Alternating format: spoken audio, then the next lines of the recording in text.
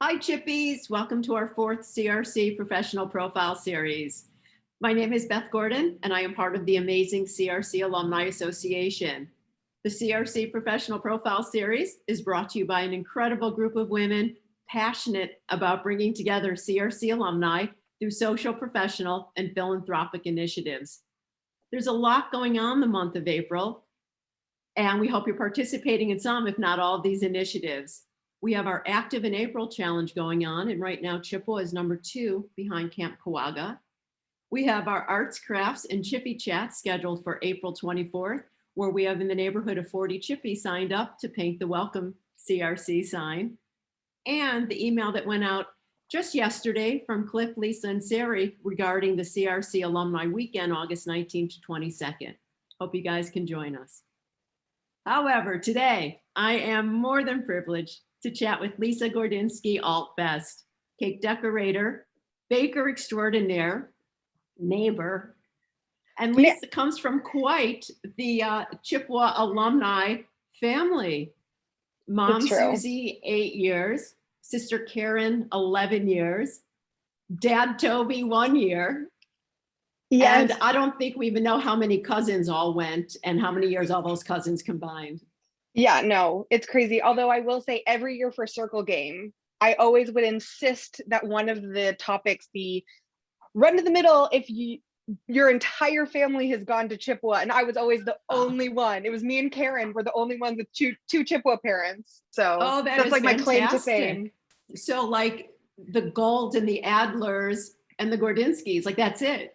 There was no other heritage at Chippewa that has that many. Right. Years. And ever, like the newer girls would be like, but your dad, I was like, my dad's a Chippy. Look at his plaque. Toby. What years were you at Chippewa? I started, my first year was 1998 and my last year was 2006. I did spend 1 year in Israel. So I got 8 summers. So like Susie, like mom. Yeah. So tell us about your current career and how long have you been doing this? So I'm privileged to get to make cakes and cookies for people. That's my job. Super cool. We're just saying, like, I don't even know like what you call me. It's like I'm a baker, I'm a decorator, I play around. Like I play for a living. I think that's what I do. And let's talk about the Bernie cookie. I mean, you've had some pretty creative cookies that you've done this past year. Yeah, COVID really has sent me into the cookie world. I was really kind of like exclusively cakes for a while. I started making cakes probably about 8 years ago. But with COVID, with all the parties being much smaller and people not really going out, the cookies have been a way for me to really distribute all of my stuff. So I made a Bernie cookie when the Bernie meme came out, turned into this like huge crazy thing, and I ended up sending over $300 to my brother-in-law's charity. He works at the Alameda County Food Bank. So fantastic. Super cool. Oh, with cookies. I didn't even know that. That's fantastic. So what does a typical day look like for you? What is your inspiration each day? My typical day is, well, I have 2 little girls, and I'm a mom first. So I'm usually, covered in spit up and diapers. Well, not really spit up anymore, but I'm covered in stuff, get the kids off to school and naps. And then I'm baking all day. I'm baking in my little tiny kitchen. And usually I'll start a cake order and then I have a cookie order. And sometimes people are very clear about what they want. So they send me the Pinterest link and say, I want this cookie, just replicate it. But sometimes the really amazing clients say, I have a tropical themed party, do what you want. So that's when I get be your favorite. Oh, that's like when the evil genius comes out and I sit on my iPad on Procreate and I'm like sketching and bringing in ideas, and those are always super fun. They're like actually like a lot more pressure because the person doesn't know what they want. So like I'm having to guess what they want, but those are also the most fun. So And you've had some celebrities that you've worked with too. I mean, we live here in Southern California, yes. and your name is out there, Missy.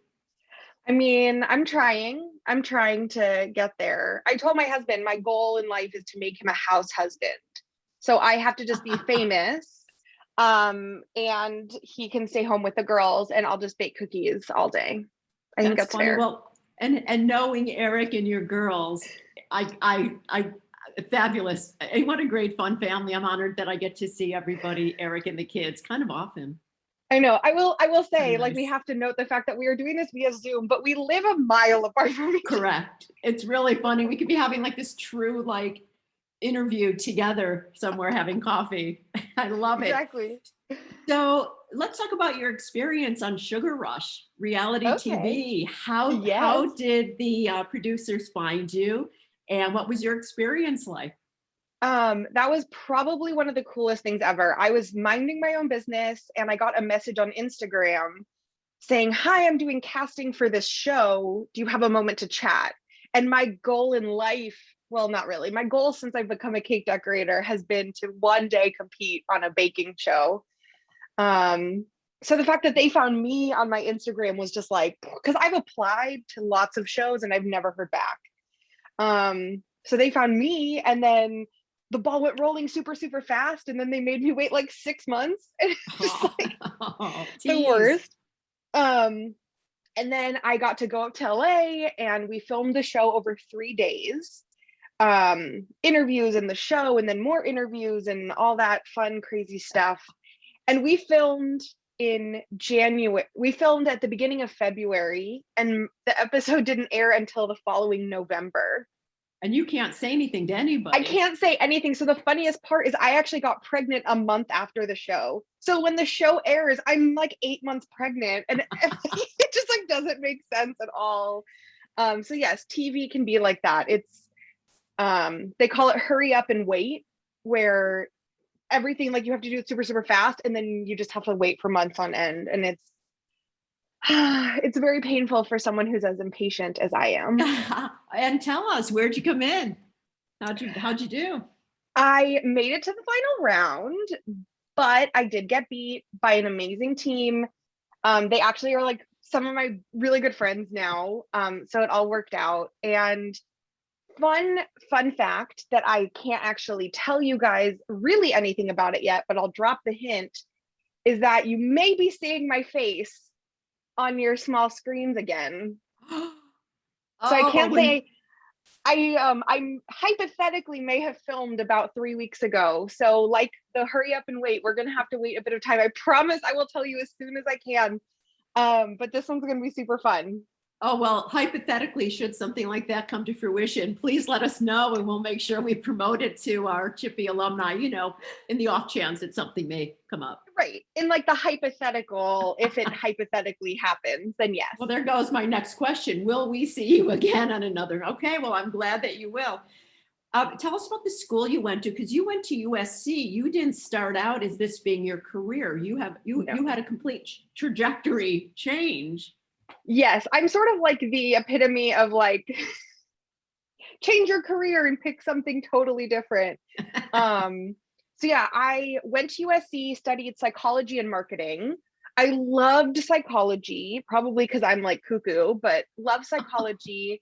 But I always knew that I wanted to do something creative. So I thought marketing was the creativity behind business and the psychology and all that stuff. So I thought I was going to get to like brainstorm these fun campaigns for these businesses and companies and all this fun stuff. So I went into corporate America and I worked at a marketing agency. And I was so miserable. There, it was like you would brainstorm these like really fun ideas and then it would take 6 months to make this project happen. And when I say project, I mean, I worked on coupons, like the coupon that goes into like your Sunday mailer. I spent 6 months making that coupon and it just like it didn't, I think the first sign that it was time for me to go, and by first sign, I mean, there were several, was I kept getting called into my boss's office. And they kept saying, you know what, like, we really love you and your energy, but like, you just don't seem super focused anymore. And like, I'm such an overachiever that I'm like, no, I'll be better. I'll be better. And it kept happening. And I think like the third time my boss said to me, are you sure this is really what you want to do? And I'm like, yeah, I think so. And, and then she said something to me that genuinely changed my life. She said, do you want to be me in 5 or 10 years? I said, no, like, oh my God, what path am I on right now where someone who is 5, 10 years down the line, like, I don't want to be her. And that's actually when I started questioning my career. That was actually a really good question for a supervisor to ask you that. And, isn't that what our 20s are for? To really what do we want to do? I don't know, but I know I should get a job and try to focus on something. And how many of us actually follow what we went to school for? What came first? Go to school for the career or pick the career and then go to school for it? It's really interesting. So my mom actually was really smart. She took me to an aptitude testing center before college. It was like 2 days of testing, and it was like 40, 50 of these little tests, testing a broad range of my aptitudes. At the end, they sort of give you this list of, here's what you're good at, here's the type of worker you are, the type of work you like to do. Thinking that would help really guide me into school. Obviously it didn't, because I went in undecided and I still didn't figure it out. But when I was having these issues at work, I actually went back to that aptitude center and I said, pull up my file. I need to know, am I in the wrong career, or maybe this job is wrong for me and something else in the same career. So I'm explaining to her what I do, and the woman actually laughed. Like, not in a bad way, but like, she was just like, oh honey, no. Like, you are 100% in the wrong career. Like, none of your things match up with what you're good at, what you like to do. She started to explain to me what I would be good at, and lo and behold, she was like, work with your hands, make other people like happy with your stuff, work on, sculpting and 3D visualization. And I was like, oh, like making cakes? And she was like, yeah. That's amazing. And this wasn't even a woman that you sought after to be your mentor. I mean, if you would have had a mentor, and to this day, you could be someone's mentor who wants to go into this field. This was someone that was in business, that encouraged you to find your creative side, create a business, a real sweet thing, and then be successful. Yeah. And follow your passion and have fun. So crazy. Yeah. So after that meeting, I put in my 2 weeks. I sent myself to confectionery art school in Canada, and I lived there for 3 months. And I came back and I started being a cake designer full time. Now, is that where you met Duff Goldman, or was that separate from that? So I first met him, I won this charity auction, and I actually got to spend the day with him. I was actually right before I was gonna go to cake school. So I think I'm like the coolest person ever. And I'm like, Duff, like, look at my cakes. I'm really good. Look at my cakes. I made like this binder of all my cakes, and I cannot explain to you the sheer and utter shame I feel when I look at those cakes that I thought were good. Oh, learning curve process. Right, but like, I'm speaking to my hero, and like, I'm showing him these cakes. So fast forward, several years later, I can't do the math right now, but I've been working as a cake designer for about 3 years. And Duff posts something on his Instagram saying we're looking for decorators. And I say, why not? I'm going to apply, because why not work for my hero and make my whole world work? And I applied and I got an interview and I got the job. Oh my God. Yeah, I didn't realize that. So I just, off of Instagram, I submitted, and I ended up working there for about 6 months. I was commuting from here. So I was commuting over an hour there and back. Oh, wow. That's quite the commute. Okay. So follow your passion, having guts to reach out to someone that was someone you've idolized. That was sort of like, oh my gosh, I can't believe I met him. And now look at what but okay. So you look back at your old cakes compared to what he saw now when you were working for him. I mean, the evolution.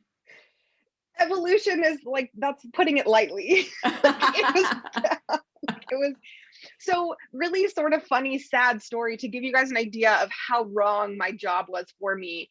I'd moved to a city, I'd actually moved to Irvine. So LA, San Diego, Irvine's in the middle. So I had moved down to Irvine, did not know a soul, started working, like jumped into my job, and all the people I worked with were older than me. So I didn't have any friends. Because I'm super cool. And I lived super close to work. So I would drive home for my lunch break, eat my lunch at home by myself, and then drive to work. And in that like 45 minutes, I would actually watch Duff on TV. I would watch the Ace of Cakes. Oh, how I would funny. like have it recorded. So it's so funny that my career went so full circle that he was what kind of kept me going through my job. And then I ended up following him, and then I worked for him. It was like, He must be so proud of you now when he sees the finished product. I like can assure you he has no idea who I am. Oh no. Oh, we'll change that, Missy. We'll get that changed. Hey, question for you. Oh, go ahead. Yes. No. I'm just laughing at myself. What advice would you give a fellow Chippy who wants to get into the same career you're in? You know what? This career is so much fun. It is so much fun. It is a lot of work. And I would say get as much experience as you can. It really is an art form. And with artists, obviously you can go to school and you can learn the palettes and you can learn color theory, but in all honesty, the experience of working at bakeries where I sometimes during a weekend would make 15 wedding cakes, that's something that you just can't teach someone, the experience. So if you have any inkling and you want to work in it, find a bakery that will take you. Just start working, start learning, ask questions, and don't be afraid to fail, because I've had many a cake, not just fail, but fall, topple, implode. Oh, You name it, I've done it. But you know, when a bride is waiting for her cake and you just dropped it, you got to improvise. I don't even want to know that. I don't even want to hear those stories. I can't imagine. Yeah. So I want you to do me a favor. Okay. I sent you an email earlier. I want you to watch the video, but not on the screen, not on the Zoom screen. Can you watch it from your phone? Yeah. Okay. I want you to watch it. Don't worry about the video on this conversation. I just want you to watch it. Okay. I'm like very nervous. It's loading. Okay. Okay. What? Hi, Lisa. It's Carney Wilson here. Thank you so much for all you do, especially inspiring people like me and other bakers out there. The gluten-free world thanks you. The gluten-free community certainly, and just your talent and your decorating. It's like stuff I've never seen before, and it's so inspiring to me. I want to become a better decorator and a better baker every day. So I just, I thank you for your inspiration and what you do for the gluten-free community. I mean, it's something I am a big part of too, and not gluten-free yet myself, but working on it. Anyway, be well, and I sure hope we can bake together one day. Wouldn't that be awesome? Take care, honey. Be safe, happy, and well. Bye. Yeah! Oh my God. You are insane. Oh my God, that is the coolest. You know, Carney has her own baking business called Love Bites by Carney, which are the Love Bites, single bite cakes and cookies and brownies and whatnot. And gluten-free is a big part of what they do. And as you know, Carney's a dear friend. She lives up in the valley, and one day we're all going to get together and we're all going to get to meet each other. But more than anything, you two inspire me, and that you don't know each other or haven't come up against each other in a reality show somewhere is crazy. So that's my gift to you. I want to be her best friend. So we can make that happen. And she's a pug lover. She has a pug, so it's part of our bestiness. So there It's you go. perfect. It's perfect. Well, Oh my God, that's amazing. I can't thank you enough for your time. You know Of that you and your course. family are very near and dear. I love you guys to death, and it was just great chatting with you today. If somebody wants to get in touch with you, what's the best way? Can we email? Should we reach out through a real sweet thing? What's the best way to get in touch with you? Yeah, so I have Instagram, a real sweet thing. I have TikTok because I'm cool. But you can just email me at lisa@arealsweetthing.com. The website arealsweetthing.com is also mine. So that's all that. But one thing I did want to add, because I know that you've asked other people sort of like what skills did they learn at camp that Oh have yeah, really definitely. and it's just like it's something that like I all of a sudden right before this call it really just clicked with me that the leadership is obviously important and the friendships and the connection, but at Chippewa you learn that you can have unbridled enthusiasm for the smallest thing and you get celebrated for it.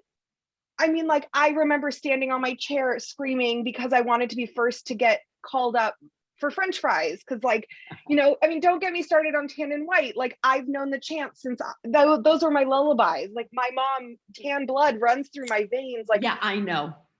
but that like that unbridled passion for UN Day, Big and Little Sister, like just there is no other place in the world that teaches you that you can give something 175% of yourself and you get celebrated for it. And I think that's what helped me really become what I am.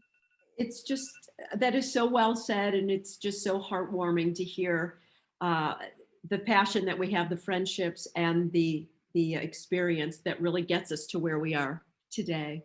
It's quite lovely. Oh, and my last question for you, even though we keep one-upping each other with one last thing, it's like an episode from Bridesmaids, isn't it? Where they keep one more thing.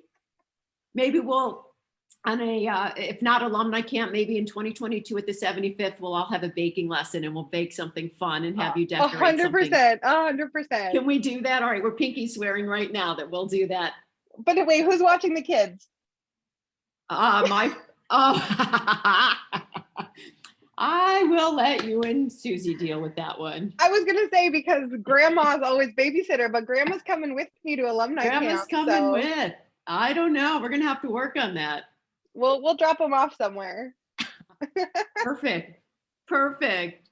Well, this has been absolutely fabulous. Look forward to seeing you at down the street, frozen yogurt. I was gonna say I'll see you at Menchie's. Fabulous. Thanks for everything, Lisa. Talk to you very soon. Okay.